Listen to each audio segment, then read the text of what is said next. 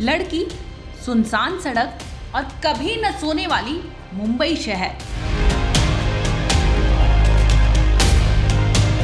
एक ही शहर के 3 लोकेशन से खुली एक अनोखी मर्डर मिस्ट्री। कैसे एक कत्ल में मोबाइल से खुला कातिल का राज। माथे पर लाल टीका, गले में छोटा चैन और चेहरे पर मुस्कान लिए ये है पूनम। भले ही पूनम की फोटो पर हार चढ़ाए गए थे, लेकिन ये तस्वीर काफी कुछ बयां कर रही थी। दरअसल नवी मुंबई के उरण पुलिस को 25 अप्रैल की सुबह एक 27 साल की लड़की की लाश बरामद हुई थी।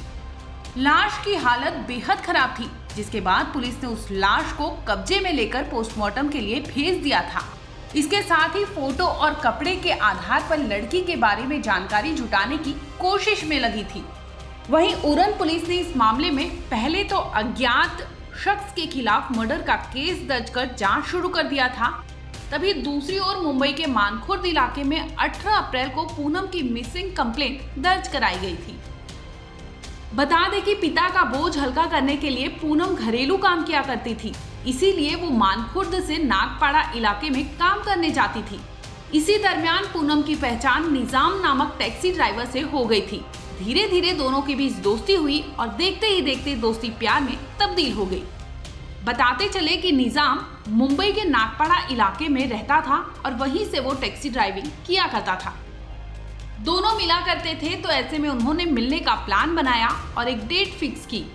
18 अप्रैल को पूनम और निजाम थाने के खडवली गए, जहां कपल अक्सर आया जाया करते थे।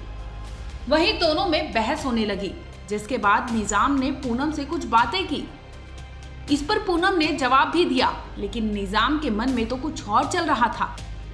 इसके साथ ही निजाम को शक था कि पूनम का किसी और से अफेयर चल रहा है, जिसके बाद निजाम ने पूनम के मर्डर का प्लान बना डाला। इतना ही नहीं, ये कपल तो गए थे घूमने, लेकिन वहां पर उन्होंने एक मर्डर कर दिया। दरअसल निजाम ने अपनी ही गर्लफ्रेंड पूनम को मौत के घाट उतार दिया। इसके बाद वो पूनम की लाश को देखते ही रहा। अब सोचने लगा कि आखिर वो कैसे इस लाश को ठिकाने लगाए, जिस पर उसे एक योजना सूझी और वो प्लानिंग करने लगा। बता दें कि उसने कांड तो खडवली में किया था, लेकिन इसके बाद वो लाश को ठिकाने लगाने के लिए उरण पहुंच गया, जहां पर उसने एक प्लास्टिक के बोरे में पूनम की लाश को भरकर एक सुनसान इलाके में फेंक दिया और फौरन वापस मुंबई आ गया।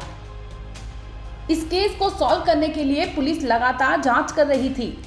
इस केस को लेकर लगातार पुलिस जांच कर रही थी, क्योंकि पूनम की जो लाश बरामद हुई थी वो छत विछत अवस्था में पाई गई थी, जिसे लेकर पुलिस लगातार जांच कर रही थी कि किसी तरह से इस लड़की की पहचान हो सके।